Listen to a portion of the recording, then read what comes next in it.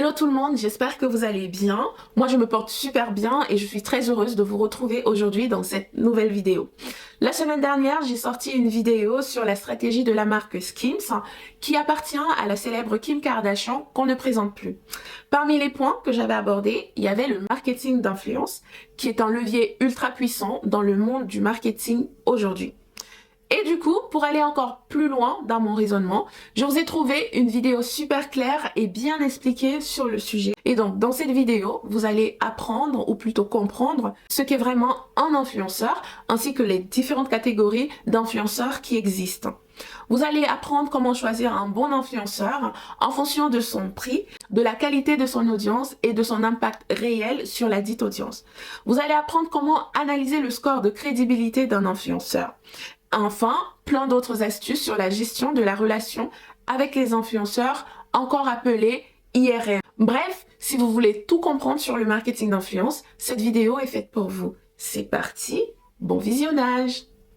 Bonjour à tous et bienvenue dans ce nouvel épisode de Marketing Square. Aujourd'hui, on vous dévoile tout ce qu'il y a à savoir en 2025 sur l'influence marketing. Avec moi pour en parler, Quentin Bordage, le CEO de Call Square. Salut Quentin, bienvenue dans Marketing Square. Merci Caroline. Je suis ravie de te retrouver. On s'est rencontrés par hasard sur un salon dédié à l'influence. L'influence, c'est un petit peu un ovni. Il y a plein de gens qui disent « Oh bah ça marchera pas ». Aujourd'hui, quand même, l'influence est là pour durer. Aujourd'hui, je pense qu'il y a plus grand monde qui dit ça marchera pas. Ouais. Mais donc il y a encore des gens qui n'ont pas trouvé comment ça marchait pour eux, mais il y a peu de personnes qui doutent, contrairement à il y a 4 ou 5 ans. Le marché est en train de devenir énorme. C'est pour ça qu'aujourd'hui, toi, tu parles d'une technologie d'influence marketing. C'est pour ça aussi que vous venez d'être acquis par le groupe Team Blue, qui va vous permettre de vous digitaliser encore plus et de vous productiser. C'est un secteur qui se digitalise beaucoup, qui se professionnalise, qui se complexifie. Donc il y a de plus en plus de réseaux sociaux, de technologies, il y a de plus en plus d'influenceurs. Et donc il y a une complexité pour les marques et les agences qui les accompagnent à trouver les bons influenceurs, à mesurer la performance de ces campagnes avec des indicateurs, des KPIs qui changent tout le temps. L'influence devient un média. Comme tout média, si on veut commencer à performer, il faut des outils. Et on est le premier outil en Europe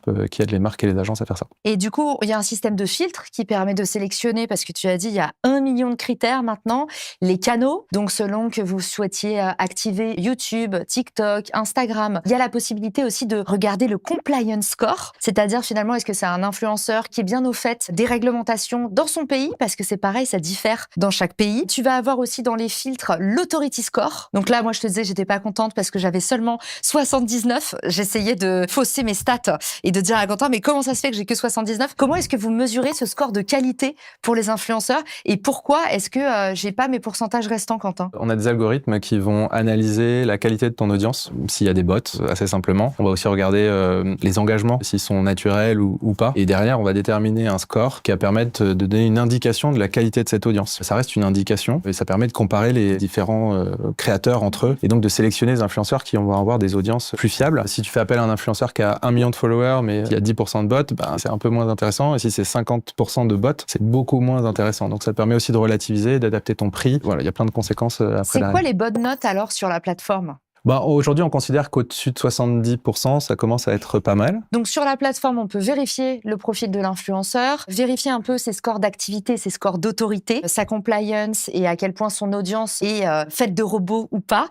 Aussi, chose importante, on va pouvoir trier selon les sujets du moment sur lesquels il prend la parole. Il y a des niches émergentes si on est sur des secteurs de pointe. Et du coup, on peut sélectionner selon leur score d'audience. Donc ça, c'est un petit peu la majorité des critères, j'imagine, que les marques utilisent. Derrière, on peut monitorer aussi la campagne de A à Z sur l'outil. Et la principale, c'est l'outil de recherche que tu viens de décrire. Je simplifie, mais ça fonctionne un peu comme un Google des influenceurs. Nous, on va référencer tous les influenceurs qui ont plus de 5000 followers sur les principaux réseaux sociaux occidentaux. Et on va commencer à collecter toutes les données publiques disponibles que ces créateurs postent sur les réseaux. Textes, les photos, les vidéos, etc. Et on va utiliser toutes ces données, plus des données qu'on va enrichir sur chacun des profils. Donc, tu parlais de l'audience, credibility score. On va enrichir toutes ces données-là pour permettre aux marques d'aller faire leurs recherches et avoir un vrai matching avec l'influenceur. Donc, c'est pas comme si tu postais une annonce auprès des influenceurs pour qu'ils y répondent en fonction de leur intérêt. C'est toi qui vas trouver un influenceur qui parle de marketing et qui est référent sur le sujet, qui engage beaucoup, qui parle d'une certaine marque de soda ou de ses concurrents, qui va parler d'un quartier en particulier, etc. Donc, tu vas pouvoir vraiment faire des recherches très, très fines, aller sur des territoires de conversation très particuliers. Et une fois que tu as trouvé ces influenceurs, tu vas pouvoir rentrer en contact avec eux sur la plateforme. Donc ça fonctionne comme un CRM, mais pour les influenceurs, on parle d'IRM, Influencer Relationship Management Tool. Je connaissais pas. Voilà. Tu peux automatiser aussi, avoir des scripts, des templates pour pouvoir personnaliser des messages en masse pour un certain volume d'influenceurs. Comme tu les contactes une fois que tu les as identifiés sur certains sujets, tu as beaucoup plus de chances qu'ils te répondent, tu as beaucoup plus de chances aussi qu'ils acceptent de collaborer avec toi parce que tu vas commencer à raconter une histoire et derrière ta campagne elle sera plus performante parce que vous avez un vrai sens commun à développer. Ça c'est la deuxième partie, l'IRM, et la troisième partie c'est la partie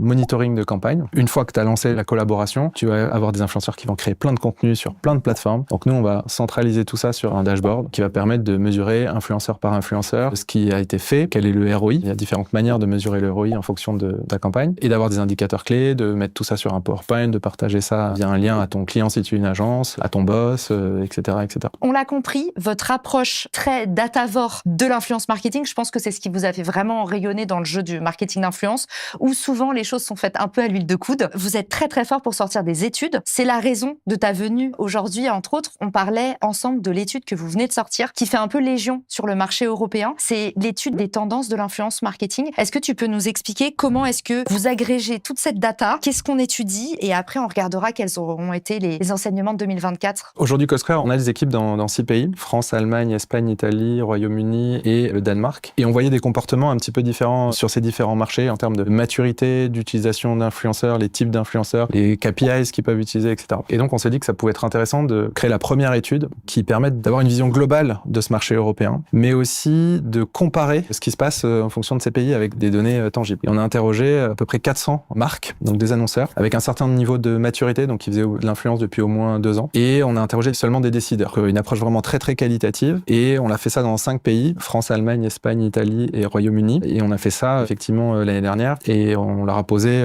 des questions sur 19 sujets qui vont des budgets, des critères de choix d'influenceurs à leurs principales contraintes aujourd'hui quand ils font de l'influence marketing. Vous l'avez compris, si vous voulez tout comprendre à l'influence marketing en 2025, c'est l'épisode à regarder parce qu'on va débriefer ensemble des résultats de cette étude, donc l'étude la plus exhaustive sur le marché européen en termes d'influence marketing. Ça a été quoi alors, Quentin, les révélations de 2024 et comment est-ce qu'on peut mieux s'outiller, mieux se préparer pour 2025? L'étude, elle est très très riche, tu l'as lu, elle est très complète. Il y a un sujet sur les budgets, quels sont les budgets qui sont dépensés aujourd'hui c'est en là où moyenne. le bas blesse en général. Ouais, et en fait, on se rend compte que les budgets en moyenne, ils sont quand même assez élevés. Alors, il y a quelques marques qui tirent vers le haut parce qu'il y a des marques qui investissent énormément, mais le budget moyen en Europe, c'est 3,5 millions qui est investi chaque année en influence, donc c'est énorme. En Allemagne, c'est même plus, c'est plus autour de 5,5 millions. La France, on est en moyenne. On est deuxième sur le podium des dépenses en marketing d'influence. C'est ça. Donc c'est assez élevé. Allemagne, France, Royaume-Uni. Bon, en tout cas, sur les grands learnings de cette étude, il y a la première qu'on a vue, c'était la répartition des budgets, quels étaient les pays les plus dépensiers. La deuxième chose, c'est les plateformes. En plus, en ce moment, mais j'ai envie de dire, comme les 2 dernières années, tout le monde est encore en train de se dire qu'est-ce que TikTok va devenir. Est-ce que tu as un pronostic sur TikTok? Toi qui es en plein au cœur du marché, qu'est-ce que tu sens sur TikTok? Je pense que sur les États-Unis, c'est très compliqué pour eux et il y a de grandes chances qu'ils disparaissent ou qu'ils soient rachetés. Donc okay. Voilà. Sur l'Europe, c'est pas encore d'actualité, même s'il y a les mêmes enjeux de sécurité et on va dire géopolitique, stratégique. Si on regarde les plateformes qui sont les plus utilisées aujourd'hui en Europe, c'est Instagram. Il y a vraiment une hégémonie d'Instagram, c'est 89% des marques qui déclarent utiliser Instagram. En France, on est un tout petit peu en dessous, on est à 85%. Le deuxième réseau qui sort beaucoup, c'est TikTok. Et TikTok, c'est quasiment 70%. C'est assez élevé. Ça n'était pas il y a 2 ou 3 ans, donc c'est vraiment un réseau qui a énormément investi et il y a de plus en plus de créateurs et beaucoup de marques qui sont allées sur ce réseau. Tout le monde n'y est pas encore, donc il y a encore du potentiel. Tu parlais des réseaux sociaux préférés, il y a Instagram vraiment, et après il y a TikTok, mais aussi dans le même batch, on va dire, il y en a 2 autres, c'est YouTube et Facebook, qui est toujours très présent. Toi, c'est laquelle ta plateforme vraiment préférée, Quentin? Si demain, tu devenais un influenceur? Moi, c'est LinkedIn, parce que je passe l'essentiel de ma journée là-dessus. Donc, mais c'est LinkedIn et Instagram. Et en termes de format, en parlant de LinkedIn, évidemment, je suis obligée de vous en parler. La vidéo courte, c'est le format sur LinkedIn. Je pense que pour l'instant, il n'y a pas beaucoup de gens, de professionnels en tout cas, qui ont osé franchir le pas de la vidéo. Donc, il y a un énorme déséquilibre de marché entre beaucoup de gens qui veulent regarder des vidéos sur LinkedIn et très peu de gens qui produisent. Le reste des formats intéressants, on est d'accord, sur Instagram, c'est aussi le Reels, sur YouTube aussi. YouTube Short. Les carousels. Ouais, un peu moins. Les performances sont moins bonnes. Tu décris un format, t'en parlais juste avant, en parlant de la stratégie d'Instagram, mais une des grosses tendances, c'est la convergence. Des formats, là, tout le monde se copie et tout va à peu près dans la même direction. Donc, les formats vidéo courts, c'est pas TikTok qui les a inventés, c'est Snap. Et aujourd'hui, TikTok s'est beaucoup développé. D'ailleurs, en Inde, là où TikTok a été interdit, c'est Snap qui a pris la place. Le deuxième marché dans le monde, c'est peut-être devenu le premier d'ailleurs. Snap, c'est l'Inde. Ces formats-là, ils ont été copiés ensuite sur les Reels, ils ont été copiés sur les YouTube Short. Et maintenant, tu as raison, les nouveaux formats sur LinkedIn sont très très vidéo. Enfin, ce qui cartonne quand tu es sur ton feed, c'est les vidéos. Et moi, le premier, quand tu es sur ces vidéos, tu as envie de les regarder. Donc oui, il y a une convergence là-dessus. Ça, c'est la tendance. Après, ça peut changer. On sait que ça change très très vite. Sur les formats, tu nous as parlé du Reels. J'ai l'impression qu'il y a de plus en plus, je sais pas niveau marque, tu vas me dire, en tout cas niveau influenceur, on voit l'explosion du podcast. C'est-à-dire que plus les formats se shortisent du 30 secondes, qui est de la bombe pour de l'acquisition, parce qu'en fait, le format très très court, c'est génial pour amener des visites et de l'acquisition en nombre d'abonnés. On voit, ça fait l'effet d'une bombe, mais c'est assez mauvais pour les contenus de conversion. Quand tu dois faire des ventes, tout ça, à part sur des produits vraiment avec des prix d'appel, mais c'est très difficile, notamment dans le B2B, de faire de la conversion avec des shorts. Il y a tout un tas de formats longs qui sont revalorisés. Le podcast vidéo, par exemple, tous les influenceurs, j'ai l'impression,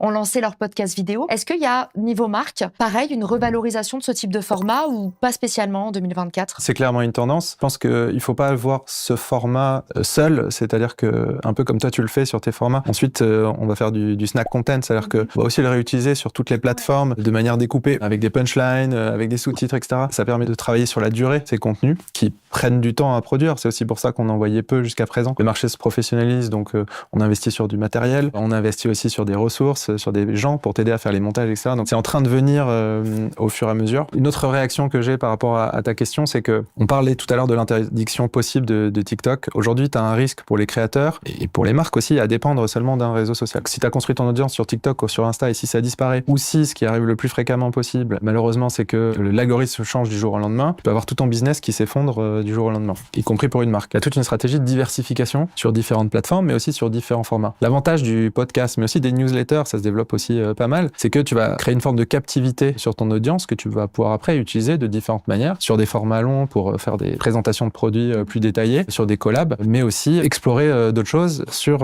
une audience qui est plus captive que sur un réseau social où t'as pas trop la main. C'était qui tes premiers clients, Quentin? Comment t'es arrivé dans le celebrity management? Mes premiers clients, c'était McDonald's via une agence DDB. On avait fait un partenariat sur Facebook. On avait remplacé le community manager de Facebook pendant une semaine par une personne qui avait un lien avec McDonald's. Et on avait cherché ça sur la technologie qu'on avait développée. Ouais. Et on était tombé sur notamment Jean-Marc Mormec, un boxeur qui avait été champion du monde de boxe, qui avait commencé sa carrière en tant qu'agent de sécurité chez McDonald's. Il connaissait très bien McDonald's, il avait vu plein de gens qui étaient passés chez McDonald's, qui avaient grandi avec McDo, qui avaient fait carrière chez McDo, etc. Il pouvait en parler beaucoup mieux que simplement des produits et de potentiellement la malbouffe. Et donc, il avait un championnat du monde contre Klitschko à l'époque, qui était l'actualité qui permettait de se glisser sur un événement. Et donc, du coup, il avait remplacé le community manager de McDo pendant une semaine. Ça, c'était la toute première opération qu'on avait faite. Est-ce que tu es prêt, Quentin, à passer à la rubrique ping-pong? Allons-y. Quel réseau social émergent les décideurs doivent-ils surveiller? Alors, je dirais pas forcément émergent, mais Snap, que les décideurs ne regardent pas. Oui, tu en as parlé plusieurs fois. Je déteste ce réseau social.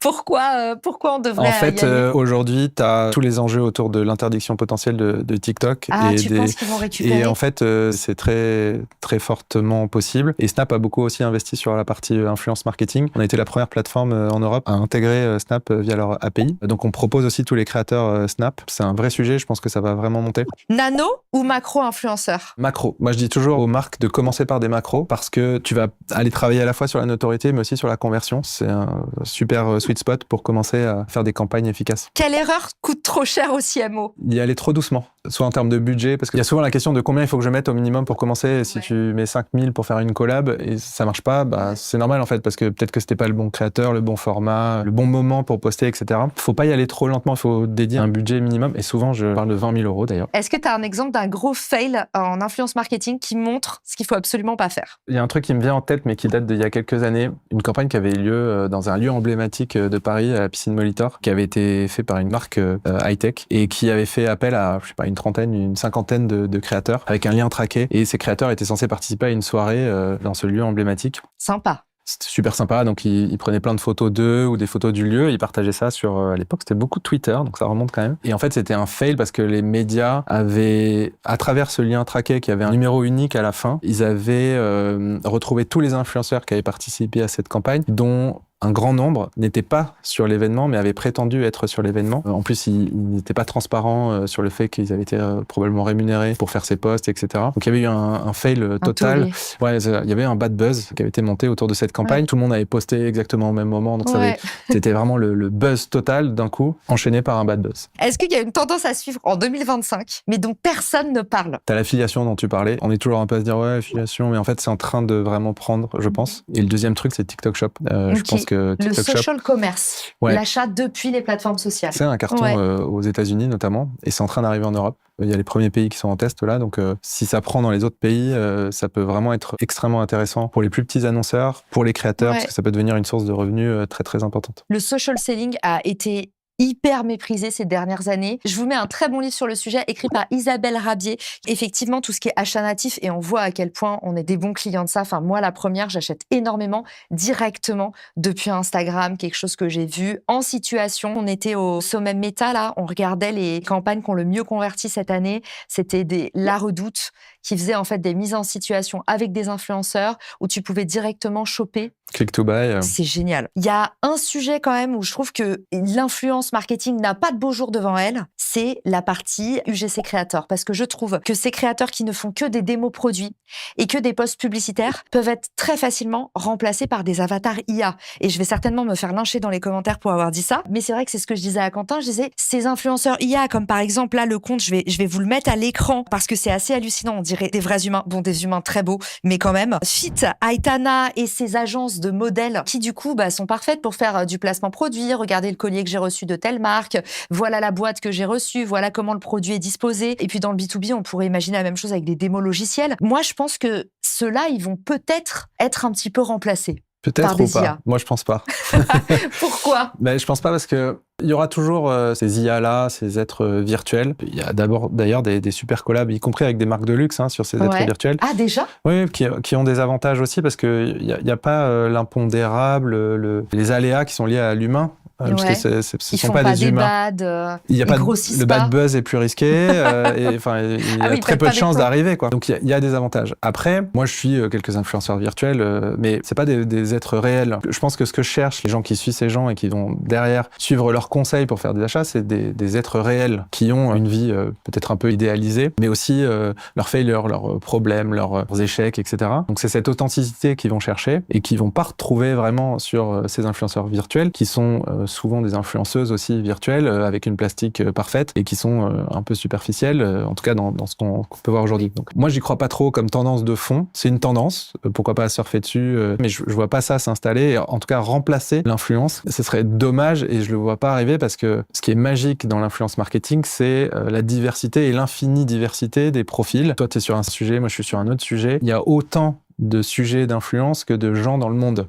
Et ça, c'est génial, parce que ça veut dire autant d'opportunités, de territoires de conversation sur lesquels les marques peuvent aller, mais aussi sur lesquels le grand public peut aller chercher des passions, des sujets, découvrir des choses. Et voilà, c'est ça qui est magique, et ça disparaîtra pas avec des influenceurs virtuels. Question bonus pour toi, c'est quoi la règle non écrite de l'influence marketing, le truc que seuls les experts savent? C'est le test and learn. Test and learn et surtout oser aller sur les nouveaux formats. Les marques que je vois qui cartonnent et qui sont toujours en avance et qui ont le meilleur ROI, ce sont celles qui vont chercher les créateurs où ils vont prendre un peu plus de risques et surtout sur des formats. Tu vois, quand le YouTube Short sort, va être les premiers à aller là-dessus parce que souvent sur ces formats, ce que vont faire les plateformes, c'est qu'elles vont les booster. Et donc c'est là où tu vas avoir beaucoup de vues, d'audience, d'engagement, etc. Et c'est un peu risqué, il faut toujours être à l'écoute des tendances et il faut s'adapter en permanence. Et quand tu vas là-dessus, tu vas aller chercher des taux d'engagement qui vont être très très élevés, quoi. On passe maintenant à la partie la plus sombre de notre épisode. C'est quoi les défis majeurs pour nos amis décideurs sur l'influence marketing,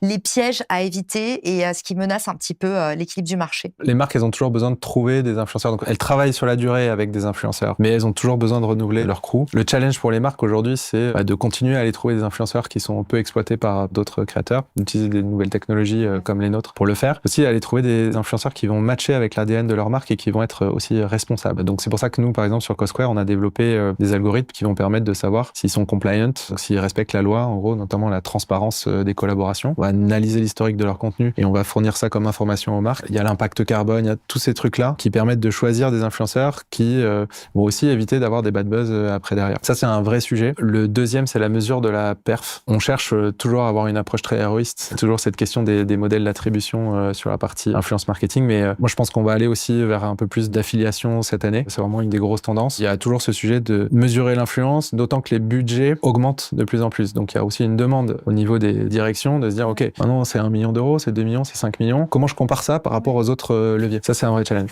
Pour tous ceux qui veulent agrémenter leur presse, briller devant leur patron ou tout simplement impressionner les foules avec de beaux graphiques, vous pouvez aller directement télécharger l'étude Call Square sur le marché européen de l'influence, mais vous pouvez aussi rentrer en contact avec Quentin qui poste particulièrement sur LinkedIn, c'est ça? Tout à fait. Super. Merci à tous d'avoir écouté cet épisode qui vous a donné, j'espère, les clés de l'influence marketing pour 2025.